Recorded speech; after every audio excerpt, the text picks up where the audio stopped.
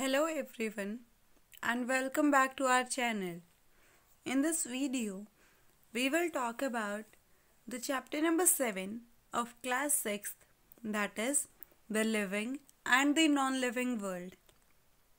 So without wasting any time, let's proceed with our today's session. So before we proceed, let us first revise what we have studied in the last session. तो पिछले session में हमने ये पढ़ा था कि जो living organisms हैं वो एक्सक्रीट कर सकते हैं। एक्सक्रीट का मतलब है जो वेस्ट प्रोडक्ट है उसको अपने शरीर से बाहर निकाल सकते हैं। तो हमने बात करी थी कि हर एक लिविंग ऑर्गेनिज्म ज़िंदा रहने के लिए खाना खाता है।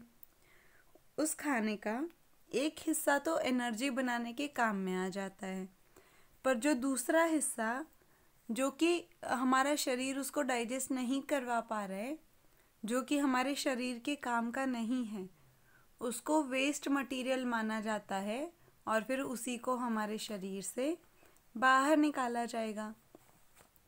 इसके अलावा हमारा शरीर जब रेस्पिरेशन का प्रोसीजर होता है तब भी वेस्ट प्रोडक्ट को रिमूव करता है। तो वो प्रोसीजर जिसके अंदर जो वेस्ट मटेरियल हैं उनको हमारे शरीर से बाहर निकाल दिया जाता है किसी भी ऑर्गेनिज्म के अंदर से, इस प्रोसीजर को हम एक्सक्रीशन बोलते हैं। तो हमारे शरीर में जो वेस्ट प्रोडक्ट है वो किन किन तरीके से बाहर निकलता है। सबसे पहला है यूरिन, दूसरा है फीकस, तीसरा है स्वेट। और कौन कौन से ऑर्गन्स हैं जो कि इस जो वेस्ट मटेरियल है इसको बाहर निकालने में हमारी मदद करवाते हैं। तो वो हैं kidney, lungs, large intestine and the skin. Kidney से क्या होगा, किडनी से यूरिन बनता है और फिर ये यूरिन हमारे शरीर से बाहर निकाला जाता है। दूसरा है फीकस, तो जितना डाइजेशन होना होता है खाने का वो स्मॉल इंटेस्टाइन के अंदर हो जाता है। जो अनडाइजेस्टेड खाना बचता है वो लार्ज इंटेस्टाइन के अंदर जाता है और फिर वहीं से वो हमारे शरीर से बाहर निकलता है। तो ये जो फीकस है इसको रिमूव करवाने के अंदर लार्ज इंटेस्टाइन हमारी मदद करता है। जो तीसरा था दैट इज़ स्वेट, यानी कि पसीना। पसीने को रिमूव करवाने के अंदर स्किन मदद करती है, यानी कि जो पसीना है वो हमेशा स्किन के थ्रू हमारी बॉडी से बाहर आता है।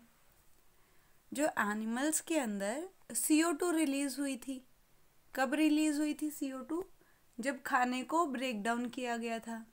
तो जब खाने को ऑक्सीजन की प्रेजेंस के अंदर ब्रेक डाउन करवाया गया था तब कार्बन डाइऑक्साइड, वाटर और एनर्जी रिलीज़ हुई थी। तो अब ये जो वेस्ट प्रोडक्ट यानी कि CO2 रिलीज़ हुआ था, ये जब हम सांस लेते हैं उस टाइम पे हमारे शरीर से बाहर निकल जाती है। The plant also release carbon dioxide during respiration by the tiny pores called stomata. तो ये जो पेड़ पौधे हैं ये भी CO2 को रिमूव करते हैं, रेस्पायर करते हैं जब वो रात के टाइम पे। तो किस चीज़ की मदद से वो इनको बाहर निकालेंगे? जो उनके पास स्टोमेटास प्रेजेंट होते हैं उनकी मदद से। इसके अलावा जो पेड़ पौधे हैं वो कुछ और भी वेस्ट प्रोडक्ट को प्रोड्यूस करवाते हैं, और वो जो वेस्ट प्रोडक्ट हैं वो जो प्लांट है उसके अलग अलग हिस्सों के अंदर स्टोर रहते हैं। कौन कौन से हिस्से हो सकते हैं प्लांट के? जैसे कि लीव्स हैं, बार्क है, फ्रूट है यानी कि उसकी पत्तियाँ, उसकी छाल, या फिर उसका जो फ्रूट है जो फल आ रहा है वो। और या तो इस तरीके से वो स्टोर करके रखेंगे इनको वेस्ट प्रोडक्ट को, या फिर उसको शरीर से बाहर निकाल देंगे। अगर वो उसको अपने शरीर से बाहर निकाल रहे हैं तो वो किसकी फॉर्म में निकालते हैं? गम की, रेजिन की या फिर लेटेक्स की फॉर्म के अंदर वो इसको बाहर निकालते हैं। ये जो पेड़ पौधे हैं, अगर ये अपने वेस्ट प्रोडक्ट को स्टोर करके रख रहे हैं तो वो इस तरीके से स्टोर करके रखते हैं इनको कि वो जो वेस्ट प्रोडक्ट है वो उस प्लांट को नुकसान नहीं पहुंचा पाते हैं। जब हमने एनिमल की बात करी थी तो हमने पढ़ा था कि जो वेस्ट प्रोडक्ट है एनिमल्स के अंदर वो बहुत ज़्यादा पॉइजनस होते हैं और जो बॉडी है एनिमल की उसको नुकसान भी पहुंचा पाते हैं। पर प्लांट के केस में ये ऐसा नहीं है। प्लांट अगर वेस्ट प्रोडक्ट को स्टोर करता है तो वो इस तरीके से स्टोर करता है कि वो प्लांट को नुकसान नहीं पहुंचाते हैं।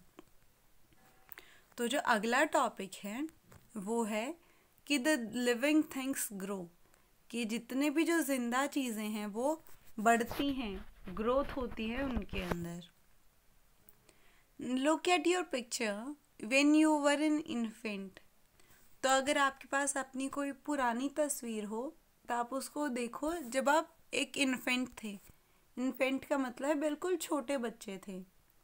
यू वर सो स्मॉल, तो उस टाइम पे आप बहुत ही ज़्यादा छोटे थे। Now look at yourself, और अब एक बार आप अपनी तरफ देखिए। You are grown up and increased in size. तो अब अगर आप अपनी पहले की फ़ोटो और अब अगर आप अब के में अपने में फ़र्क देखो तो आपको पता चलेगा कि आप बहुत ज़्यादा ग्रो हो चुके हो और आपका जो साइज़ है वो भी काफ़ी बढ़ चुका है।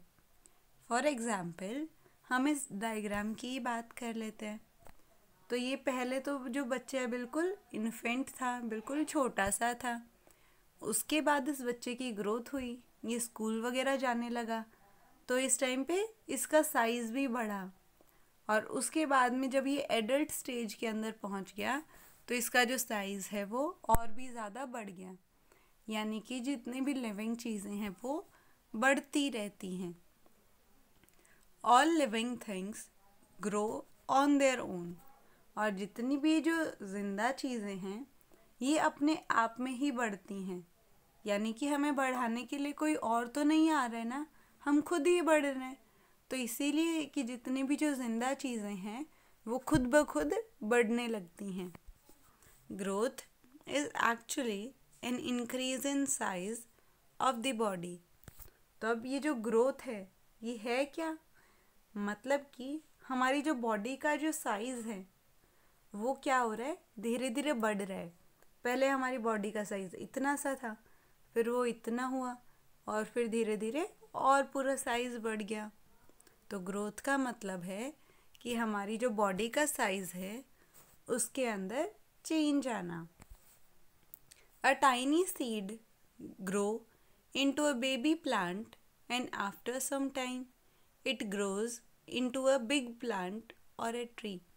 तो अगर आपने कभी भी किसी पौधे को उगते हुए देखा होगा तो आपने ये ज़रूर देखा होगा कि पौधा लगने से पहले हम क्या लगाते हैं, बीज लगाते हैं।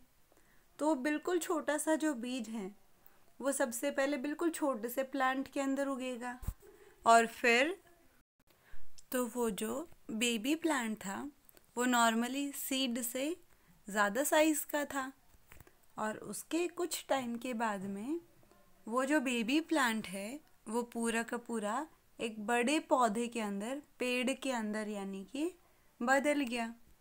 फॉर एग्ज़ाम्पल ये हम इस डायग्राम की मदद से समझने की कोशिश करते हैं कि सबसे पहले तो बिल्कुल ही एक छोटा सा बीज था। इस बीज से क्या हुआ, छोटा सा प्लांट निकला। इसको हम बोल रहे हैं बेबी प्लांट। तो इसके कंपैरिजन में इसका साइज़ बड़ा है और उसके बाद में और ग्रोथ होगी इस पौधे की और फिर ये पूरा बड़ा पेड़ बन जाएगा। तो ये इसके कंपैरिजन में और भी बड़ा है। तो ऐसे ही मतलब ये है कि जितनी भी जो ज़िंदा चीज़ें हैं वो अपने साइज़ को ग्रो करती हैं। The plant continues to grow throughout their life. और ये जो पेड़ पौधे हैं ये अपनी पूरी जिंदगी बढ़ते रहते हैं। A small puppy grows into a dog. तो एक छोटा सा पपी यानी कि एक बिल्कुल छोटा सा कुत्ते का बच्चा एक टाइम के बाद में एक फुल अप ग्रोन जो डॉग है उसके अंदर चेंज हो जाता है। A chick came out of an egg and grow into an hen। यानी कि जब एक एग के अंदर से जो hen का जो बच्चा है जिसको हम चिक बोलते हैं तो सबसे पहले वही निकलता है और फिर वो जो चिक है वो एक पूरे जो ग्रोन अप hen है उसके अंदर ग्रो हो जाता है। तो यानी जितने भी जो लिविंग चीज़ें हैं वो सबसे पहले बिल्कुल छोटी सी होती हैं और फिर धीरे धीरे बढ़ते बढ़ते उनका जो पूरा बड़ा साइज है उसके अंदर कन्वर्ट हो जाती हैं। Animals grow to a certain age only. तो अगर हम जानवरों की बात करें तो वो सिर्फ एक कुछ उम्र तक ही बढ़ते हैं। ऐसा नहीं है कि वो अपनी सारी ज़िंदगी ही बढ़ते रहते हों। They stop growing after they have attend a certain size and shape. तो जितने भी जो एनिमल्स वगैरह हैं ये नॉर्मली पहले तो बढ़ते हैं और फिर एक टाइम के बाद में बढ़ना स्टॉप कर देते हैं यानी कि बंद कर देते हैं। और ये कब बढ़ना बंद करते हैं? जब वो एक सर्टेन साइज और शेप को वो ले लेते हैं। You will also grow for a few more year and then you will stop growing. तो वैसे ही हम लोग भी कुछ सालों तक बढ़ते हैं और उसके बाद में बढ़ना बंद कर देते हैं। फॉर एग्ज़ाम्पल कि हम जो ह्यूमन बीइंग्स हैं वो नॉर्मली अराउंड 25 से लेके 26-27 साल तक बढ़ते हैं और उसके बाद में बढ़ना बंद कर देते हैं। अगर ऐसे ही हम बढ़ते रहते तो हम कभी बूढ़े ही नहीं होते। तो इसीलिए जो एनिमल्स वगैरह के अंदर एनिमल्स प्लस हम जो ह्यूमन बीइंग हैं वो कुछ टाइम तक के लिए तो हम बढ़ते हैं पर उसके बाद में बढ़ना बंद कर देते हैं। You may say that some non-living things like the crystal of sugar grow in size। तो अब आप बोलेंगे कि सिर्फ लिविंग चीज़ें थोड़ी ना बढ़ती हैं, कुछ नॉन लिविंग चीज़ें भी बढ़ सकती हैं। एग्ज़ाम्पल है कि जो शुगर है उसके क्रिस्टल्स यानी कि उसके जो दाने वगैरह होते हैं उनका जो साइज़ है वो बढ़ता है। This growth is external that is due to the addition of substances from outside। पर ये जो शुगर के क्रिस्टल्स का जो साइज़ में ग्रोथ है ये सिर्फ और सिर्फ ये जो इस टाइप की ग्रोथ है वो एक्सटर्नल है यानी कि वो बाहरी ग्रोथ है। बाहरी ग्रोथ का मतलब ये है कि वो सिर्फ तभी बढ़ रहे हैं जब उसके अंदर हम कोई और चीज़ को ऐड कर रहे हैं यानी कि किसी और चीज़ के मिलाने की वजह से ही इनका जो साइज़ है वो बढ़ रहा है, ये नेचुरली नहीं बढ़ रहे हैं। You grow because of the multiplication and growth of the cell inside your body.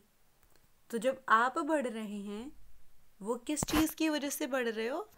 Multiplication and growth of cell inside the body. जब हमने इस चैप्टर की स्टार्टिंग की बात करी थी तो हमने बोला था कि जो सेल है वो जितने भी जो लिविंग ऑर्गेनिजम्स हैं उनकी स्ट्रक्चरल और फंक्शनल यूनिट है।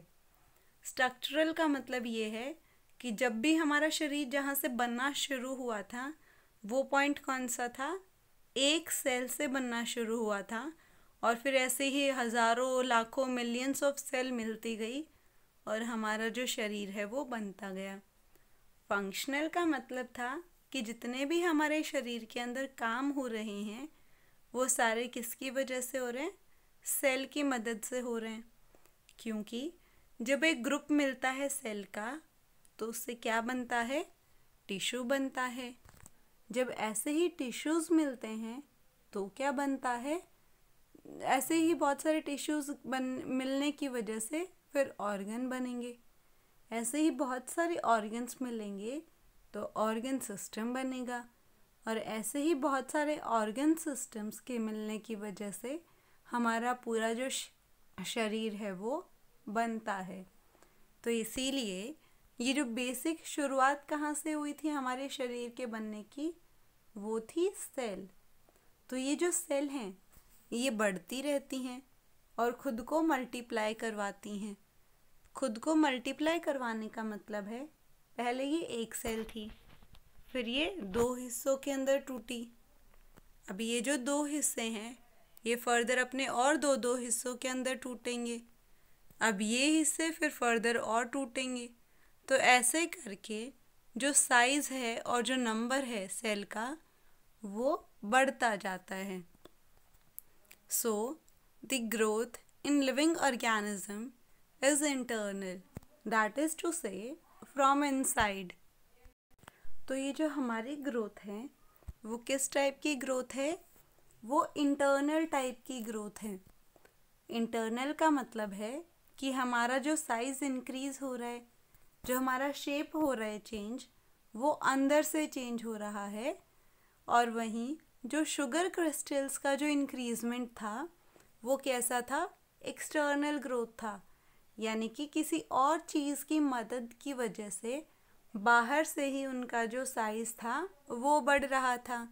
पर वहीं अगर हम इंसानों की बात करें तो जो ग्रोथ है वो इंटरनल है, यानी कि अंदरूनी तरीके से चीज़ें बढ़ रही हैं, और इसी की वजह से जो हमारे शरीर का साइज़ है वो भी इंक्रीज़ हो रहा है।